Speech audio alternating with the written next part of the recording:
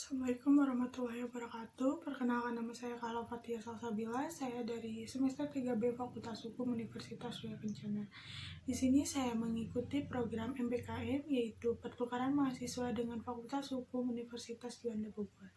Di sini saya akan mereview materi hukum pidana pertemuan kedua dengan dosen pengampu Ibu Ika Darmika SHMH, yaitu membahas tentang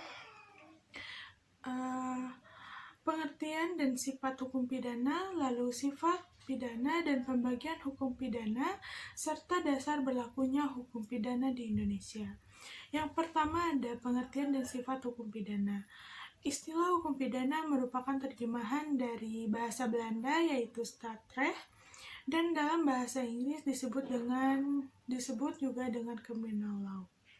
Hukum pidana adalah hukum yang mengatur hubungan antara warga negara dengan warga negara, antara warga negara dengan negara, dengan mengutamakan kepentingan umum, contohnya pasal 334 KUHP.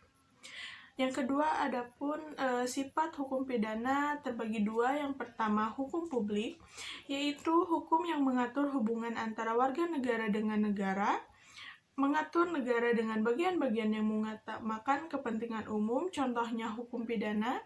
Yang kedua ada hukum pidana privat, yaitu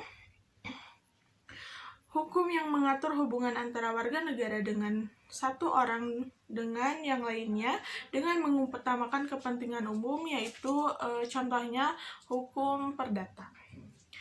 Di sini yang ketiga ada pembagian hukum pidana terbagi atas yang pertama ada hukum pidana objektif, yang kedua ada hukum pidana subjektif.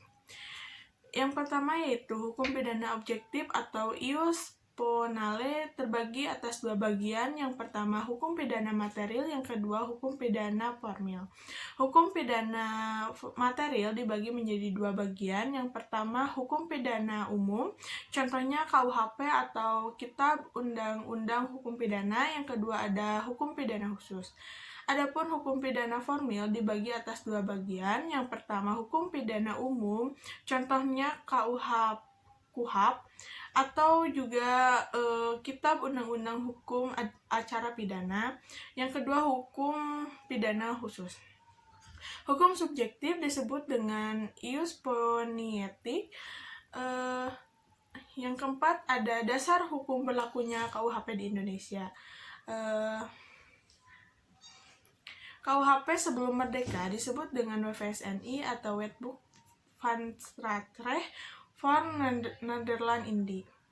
Yang kedua ada sesudah merdeka, kita tetap menggunakan KUHP, diatur dalam pasal 2 aturan peralihan Undang-Undang 1945, lalu Presiden mengeluarkan peraturan nomor 2 tanggal 10 Oktober 1945, lalu ada juga Undang-Undang nomor 1 tahun 1945 dan Undang-Undang 73 tahun 1958.